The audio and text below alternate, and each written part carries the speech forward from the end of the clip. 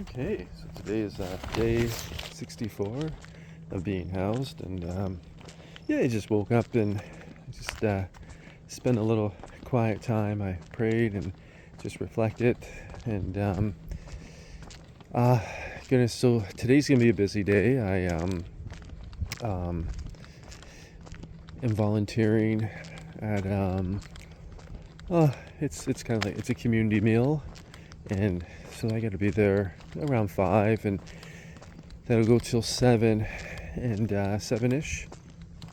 And then I was asked last night to come in for a shift at work, and more than happy to do so. I just coordinated the shift around the community meal.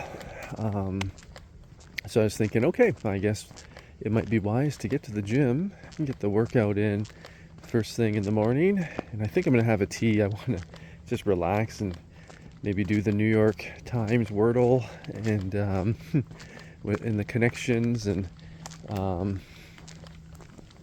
yeah, I just want to spend some quiet time with a tea and honey.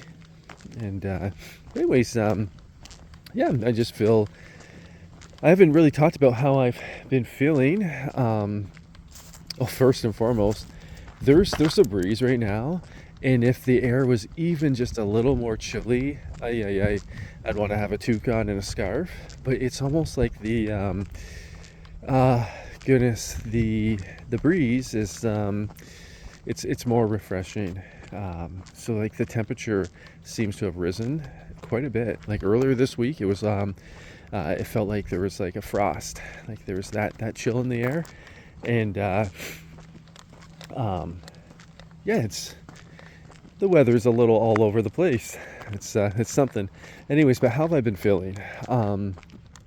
The like I didn't see the owner's mother yesterday at all. Like I after work I went to the gym, and then when I got home she wasn't there, so she must have came in shortly after I arrived. But I find it's not just the personality. I can talk deeper about this another day, but that, like, those personalities that are caustic or agitative, I find being around them, it's very, very, very draining. And as I've mentioned, I always feel like I'm walking on eggshells and around landmines, and there's always something that they're upset about, and they're looking to take it out on the people around them, when the reality is there's things inside of them that they haven't yet matured to the place to face them. And I get it. I used to be the exact same way, and I have no excuse for it. I was terribly wrong, and I was a very hateful person. So I can say from first person experience, I remember thinking, like, when I came out of all these things, and I was accountable to God, and I start thinking, like, I was thinking, okay, I need to take account of what I'm going through, so I can help others, but also so I can understand others. The more you understand of yourself, the more you can understand of the people around you. And I realized, oh yeah, I was so miserable inside. If I just didn't like you for whatever reason, like if I just got in my mind that I didn't like you, I had such little respect for God, for such little respect for myself, and such little respect for others, that I could target you in my mind, and then I would just have no problems at all attacking you or lashing you or taking out any of my issues on you. Virtually, I could create a mess and then blame you for it. And I was very, very hateful. I was, but I also felt very bad for myself. If anybody said anything back, I was so emotionally and mentally fragile, it could break me and throw me over the edge. There was a major problem there, my goodness. So I find, like, once you get out of that, you realize you stay away from personalities like that, because they're draining. It's, I use the comparison to leeches, and how leeches will suck the blood out of you. It's very similar. And I still love people, It's just that attitude or that spirit I want nothing to do with. I avoid that attitude and that spirit big time. And it just takes away from you. And then, but I have the interesting thing is I have really wonderful friends. I find in order to have a wonderful friend, though, you have to be a wonderful friend. And I think that is a seemingly very basic and rudimentary concept, but it's a concept that is not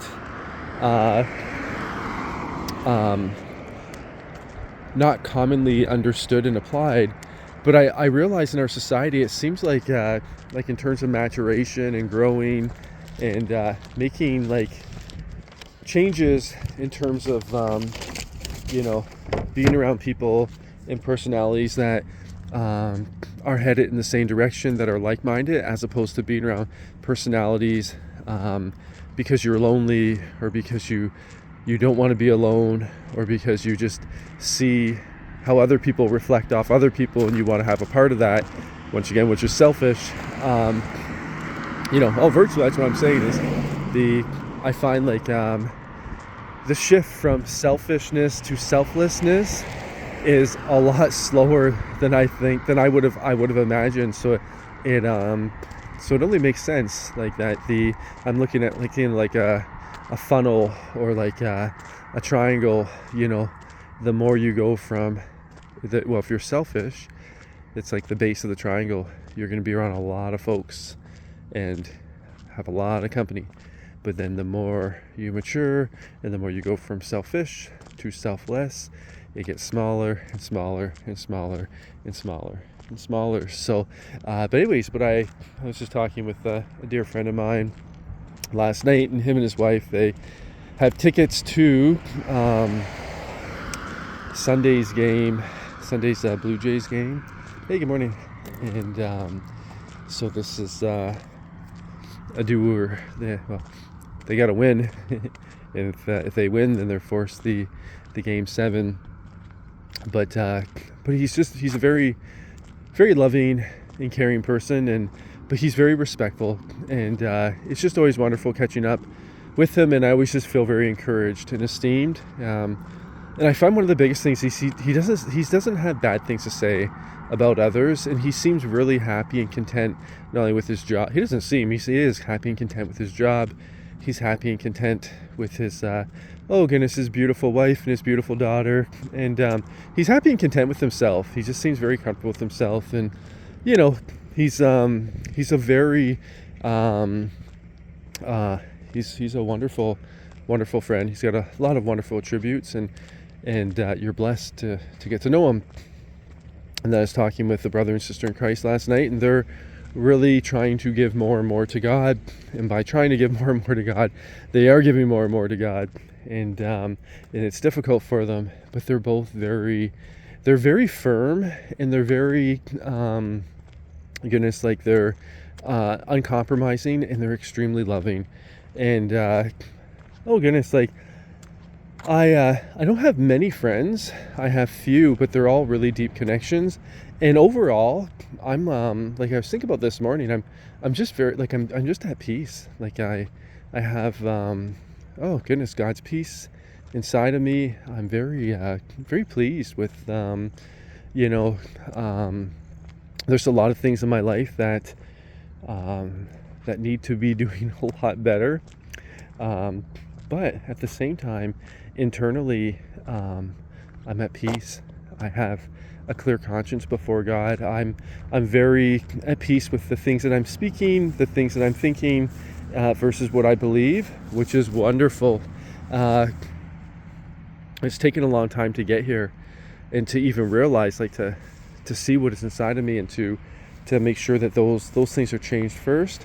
But I'm very content, and I love my relationship with my Heavenly Father, and I it's my first and most important relationship, and it means so much to me. So I find everything is just wonderful in terms of I'm just excited. I have the opportunity to go to the gym. I have the opportunity to lift weights this morning. I have the opportunity to work this afternoon, and I have the opportunity to volunteer later on tonight. And I'm gonna have the opportunity to watch the CBC hockey game.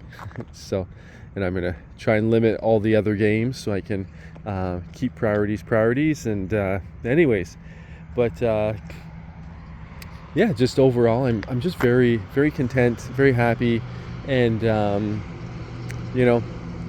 I just feel free, in all honesty. And so, anyways, so this is such a blessing, and I'm just gonna go here to the the coffee shop, and I'm gonna have a tea with honey. I'm gonna relax a little bit, enjoy some New York Times Wordle, maybe get it in one guess. I doubt it, but I'm going to and then do some connections, and maybe the athletic connections, which I don't seem to do as well at. But just gonna enjoy this morning, enjoy some quiet time, and then get a vigorous workout in. And then my schedule is I'm gonna read the Holy Scriptures when I get back, and I'm gonna have a nap. And I'm gonna have a real good and deep nap, and then I'll see how much time I have left before I need to prepare for work, and then I'll take off to work and start the afternoon. So, but anyways, I'm just full of peace, and it just seems like this is, I think the word's pathetic fallacy. I'm not fully certain I understand that term or the literary concept to it, but I always think of like somebody who's sad and then looking out the window, and there's the water drops like going down the side of the window, but or the window pane. But everything seems really peaceful right now too in this town. Everything is quiet, and even the air is tepid as opposed to chilly, so it's even comfortable. And I feel like just an insurmountable amount of peace inside, and also a peace internally and peace externally. Today is a beautiful day.